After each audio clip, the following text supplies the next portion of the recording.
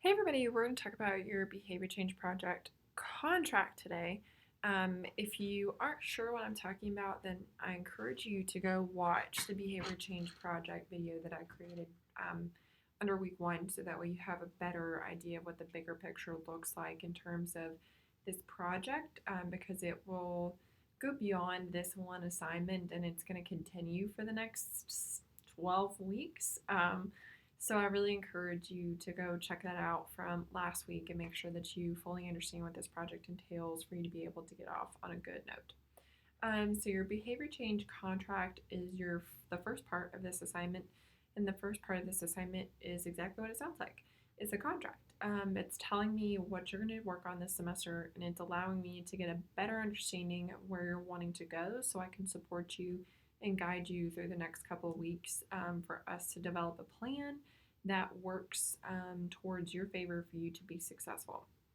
So in this behavior change contract, please look on Blackboard, look at the format. You have to submit that format. If you don't submit it in that format, then you're going to lose a lot of points. So please make sure that you use that table and that exact sheet for you to gain the most points. I really want you to address each of those pieces, and I want you to think about it pretty specifically. So I'm really asking you to think about something that you want to work on for the next 12 weeks that you feel motivated to do and that you feel like you can accomplish within the time and the energy that you currently have. This requires you to be extremely honest with yourself. This is something that when students look back on this project, they really reflect and they say, I really wish I'd went with something else because I just didn't have the time, I didn't have the energy, I didn't have the capacity to do that. And so I really encourage you to think about what you're capable of this semester. Do you have two jobs right now and you're barely functioning as it is without trying to work on something? Do you have enough time to devote to something you really want to do? So I want to give you some examples of what previous students have done, and it's a whole list of things, and I don't want you to feel limited, because usually whenever people think of goals, especially in 2021 and a new year, people think about weight loss goals, and I don't want you to go there automatically, and that's just really what you want to do, and I support you. But I really want you to think broadly about something that you want. I've had students quit smoking. I've had students quit drinking. I've had students create a goal they want to read more books. I've had students create a financial goal where they want to save $1,000 by the end of the semester. I've had students want to get closer to their spirituality. I've had students want to focus on their marriage, their relationship. I've also had students want to um, pursue drinking more water or brushing their teeth more. I've had a whole gambit of goals, and I really just want to say that I support you in whatever your goal is. And so I really I want you to use this project for you. You may be getting a grade on it, but that's even more motivation for you to pick something that you really want to do. And I do want to say that when you commit to this project and that you do spend the energy and the time doing it, the success that I've seen in this class rewards me so wholeheartedly that I can't even tell you guys. Um, so, for this contract, again, I'm going to beg you to think about this broadly of what it is that you want to pursue.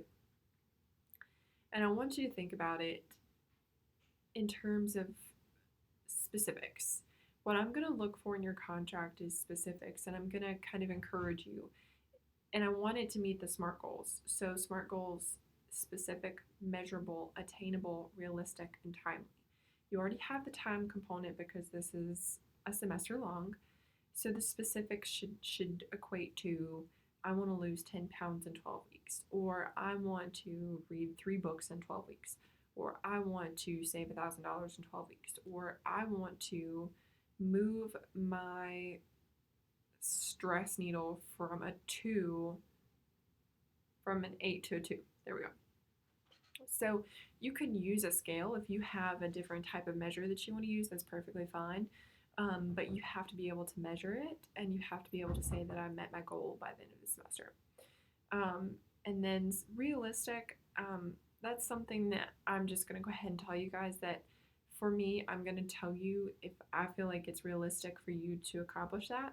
That is not in any way, shape, or form me telling you that I don't believe in you. That is not me telling you that I don't support you. That is me trying to set you up for success. If you feel like you can do it, then you just tell me, Professor, I feel like I can do this. I really want to try to achieve this. And I'm going to say, okay, it's your goal. But that's my job is to try and help you see the vision, to be realistic, to be attainable, to set those small goals to achieve the bigger goal of what you have in mind. So to set you up for success, maybe that 50-pound goal that you have to lose doesn't happen all at one time. So we set it in increments so that we feel successful as we go along. And that's the point of this project. So contract, set a specific, measurable, realistic, attainable, and timely goal. Your short-term objectives should help you reach your long-term goal. So your short-term objectives should be something, if I want to lose weight, should be something like go to the gym 3 times a week, only eat out once a week, and drink half my body weight in ounces of water. So all those short-term objectives will help me reach my long-term goal. Whatever your short-term objectives are, they should also be specific, and they should also be measurable, and they should help you attain your larger goal. For your measuring point, I just told you your goal has to be measurable. That is a non-negotiable. If it's not measurable, then I'm going to ask you to submit another one, and we're going to work through this to figure out how we can measure your goal. And then your accountability partner should be someone that is going to check in on you, that's going to say, hey, let's get this done. And I really hope that they're a good support system for you. If I need to be that for you, I will 110% do that. Just reach out to me individually and ask that. And I will set reminders on my calendar to check in with you guys as needed or as see fit. So that's your behavior change contract. That's part 1 of this larger project. And I'm so excited to read about your goals. If you have questions, please let me know.